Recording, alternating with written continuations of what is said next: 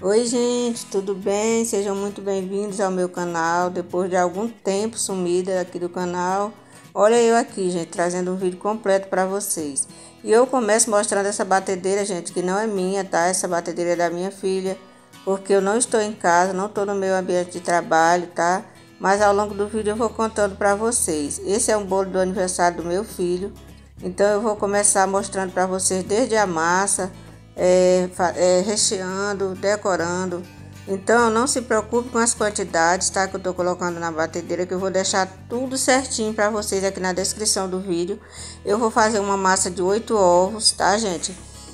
Só que eu vou bater ela de 2 etapas, porque o forno do meu filho é só de 4 bocas, então não cabe as 2 formas, tá? Não é igual ao meu forno que eu coloco 2, 3 formas de uma vez só. Então essa massa de 8 ovos, ela me rende um bolo de até 4 quilos, tá, gente? Dependendo da quantidade de recheio e de massa, as camadas de massa. Então eu utilizo 4 camadas de massas e 3 de recheio. Então por esse motivo eu vou fazer 2 massas, vou bater de 2 etapas, por conta que o forno não cabe, mas eu vou deixar a receita certinha aqui para vocês, tá? Vocês estão vendo aí que eu coloquei primeiro o açúcar e os ovos, deixo bater por 15 minutos, tá? Até virar esse creme bem branquinho, bem fofinho. Aí eu levo o leite e a margarina para esquentar no fogo, tá? É para esquentar mesmo, gente, não é só amornar não, tá? E não é para ferver. Quando derreter a margarina e começar a sair a fumaça, aí tá no ponto certo, tá? E eu vou acrescentando aos poucos, como vocês estão vendo aí no vídeo, tá? Eu não posso jogar esse leite todo de uma vez, para eu não abaixar esse creme de ovos. Eu já tenho receita dessa massa, gente, aqui no canal.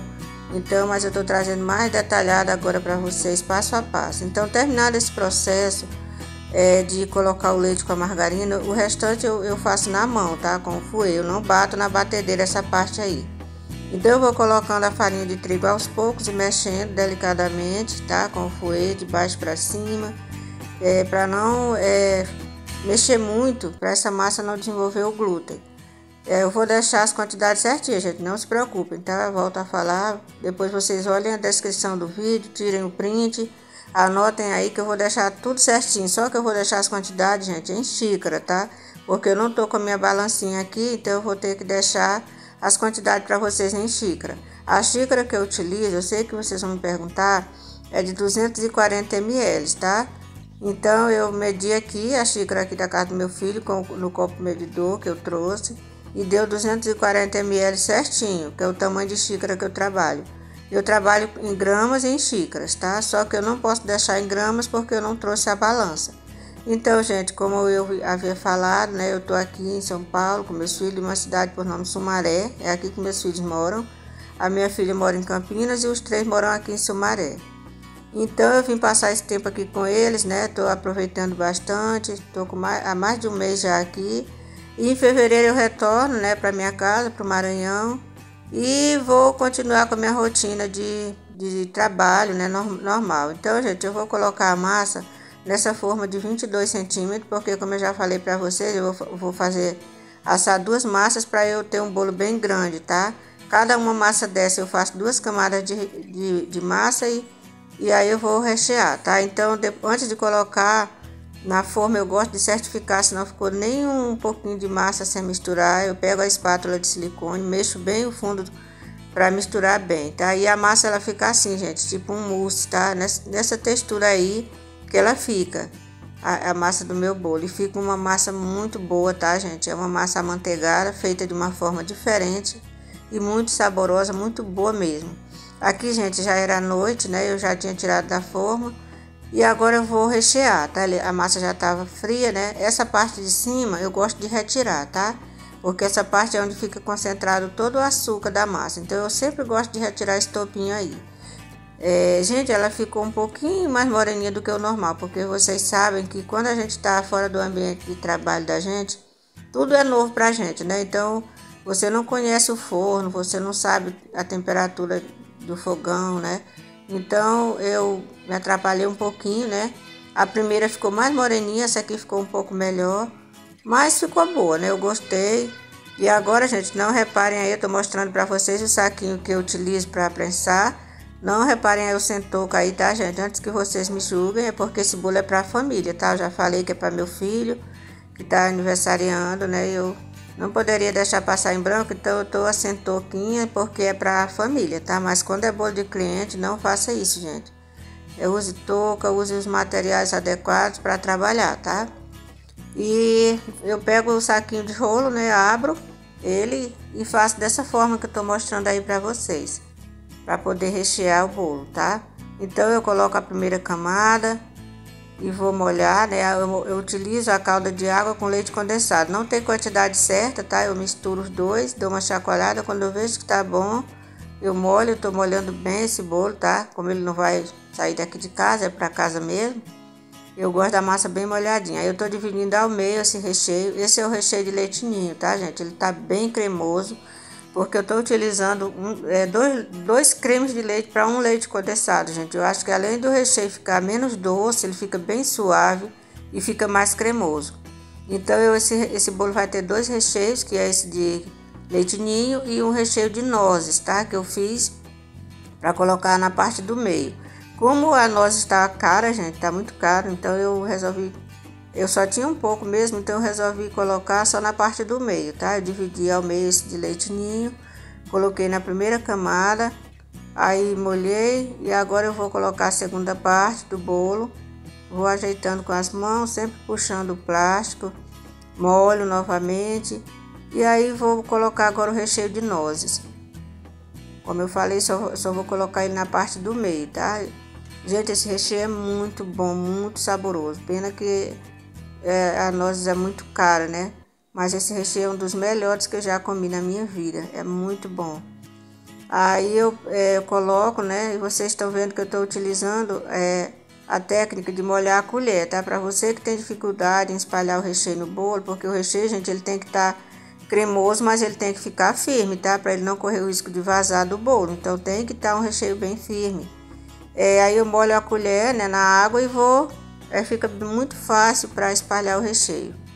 Aí coloco a outra parte de massa, molho novamente e vou acrescentar outra parte do recheio de leite ninho. Eu cozinhei, gente, 3 caixas de leite condensado, tá? Para esse recheio, para essa quantidade. Como eu já falei para vocês, ele me rende um bolo de até 4 quilos. Esse bolo aqui eu tenho certeza que ele pesou 4 quilos. Por conta do recheio, que é pesado, e também as camadas de massa ficaram altas. Mas se você colocar só 3 camadas de massa e 2 de recheio para esse tamanho de forma, ele rende um bolo de 3 quilos, tá? Se o bolo ficar mais baixo, colocar as camadas de recheio mais finas.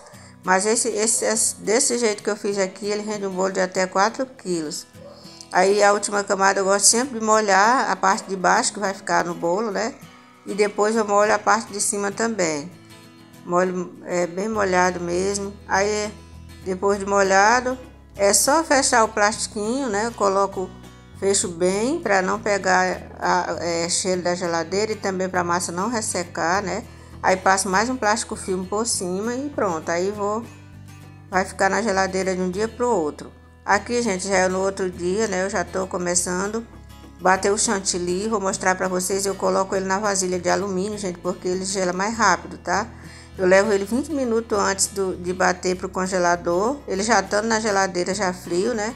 Aí eu coloquei 1 litro de chantilly, gente. Eu não recomendo, tá? Que vocês batam 1 litro de uma vez só, para não transbordar, mas dessa vez eu coloquei 1 litro. Gente, vocês estão vendo aí gente passando, é meus filhos, tá? Eles estavam todos em casa nessa hora, era quase na hora já de bater o parabéns, eles estavam todos aqui. Vocês vão ver minha netinha de fundo ali também. Para quem não sabe, eu tenho um casal de netos, tá, gente? Então tá sendo muito bom esse período que eu tô passando aqui com eles. Eu já vim outras vezes, tá, gente? Não foi a primeira vez que eu vim, não.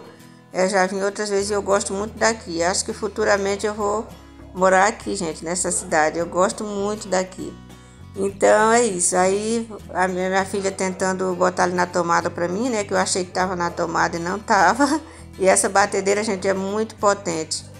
Muito boa mesmo. Ela tem 12 velocidades, né? Eu nem preciso usar todas, né? Porque o chantilly tem que ser batido em velocidade baixa. Vocês estão vendo que eu coloquei ali no 3, né?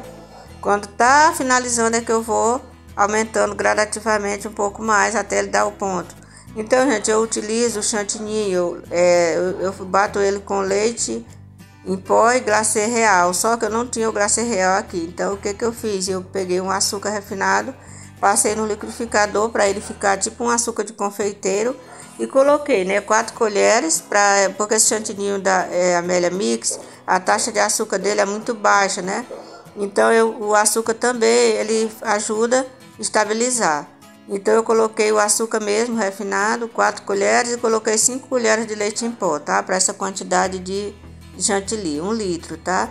Aí eu gosto de, quando ele chega nesse ponto aí, que ele já tá pegando consistência, eu gosto de passar a espátula nas laterais, assim, dessa forma, para ir juntando. Mas se você não tem experiência, se você é iniciante, não faça isso, que você pode estragar sua batedeira, tá? Não faça isso. Desliga a batedeira, quando ele chegar nesse ponto, dá uma mexida. E aí já tá chegando no ponto, gente, olha só, o ponto de buraco no meio, que esse que é o ponto. E quase que a batedeira nem cabe, transbordou. E esse é o ponto, gente, quando o chantilly fica todo no bol dessa forma e você sacode, ele não cai, tá? Aqui eu já tô hidratando, tá? Eu tô hidratando com creme de leite, tô gostando bastante dessa técnica. Antes eu hidratava só com leite condensado, gente, mas eu percebi que com creme de leite ele fica muito mais aveludado, ele fica com brilho, fica sedoso e fica muito bom mesmo, sem contar que ele fica bem branquinho, né? Porque o leite condensado, gente, ele é um pouco amarelado, né? Então ele tende a mudar um pouco a cor do chantilly. E com o creme de leite ele não muda, não altera nada, né? E sem contar que ele não fica tão doce também, né? Porque o sabor dele, do creme de leite, ele é neutro, né? Então, gente, eu tô hidratando, né? Pra vocês verem que enquanto mais eu colocava creme de leite, mais firme ele ficava, né? Aqui tava um dia frio nesse dia, gente, um pouquinho frio, temperatura baixa. E tava um dia bom para trabalhar. Gente, desculpem aí a filmagem, se o vídeo ficou um pouco tremido, porque meu filho estava segurando o celular com a mão mesmo, porque não trouxe meu tripé, né? Eu não trouxe minha ring light, então não tinha como eu fazer um vídeo legal, assim, que ficasse mesmo perfeito, mas eu queria muito mostrar para vocês, tá? Então ele procurou aí os melhores ângulos para mostrar. E aqui eu já tô colocando, já hidratei o chantilly, né? Quando ele fica bem lisinho, aí eu já coloquei, tô colocando na manga de confeitar e vou começar a decoração, né? Já tô tirando aqui o bolo da forma para poder iniciar a decoração. Para vocês verem como de um dia para outro ele fica muito bom de trabalhar. Retiro os plásticos, né? Já centralizei ele aqui na bandeja que eu vou trabalhar, né? E como eu falei para vocês, a minha bailarina eu tinha que trazer, né? Porque eu sabia que eu ia fazer esse bolo e mais alguns bolinhos por aqui. Então, como ela é pequena, deu para trazer, né? Eu trouxe ela, trouxe alguns utensílios básicos, como minhas espátulas, fouet, alguns materiais básicos eu trouxe, né? Mas quando a gente está fora do ambiente de trabalho da gente, que a gente costuma gravar, é tudo muito novo, né? Então a gente não tem um ângulo bom para gravar, mas eu espero muito que vocês gostem, tá, gente? Eu acho que o último vídeo que eu postei aqui foi há uns 3 meses atrás. Peço desculpas para vocês. E um dos motivos do meu sumiço foi esse, né? De eu ter vindo para cá, tem mais de mês que eu tô aqui, cuidando da minha mãe também que tá doente. Quem me acompanha há muito tempo aqui sabe que eu já contei em outros vídeos, né? Então, a minha rotina de trabalho diminuiu um pouco, né, gente? Não tá como era antes. Mas eu tenho fé que esse ano vai voltar em nome de Jesus, vou voltar ao normal, né? A partir desse mês que vem. E eu vou trazer vídeo com mais frequência aqui para vocês.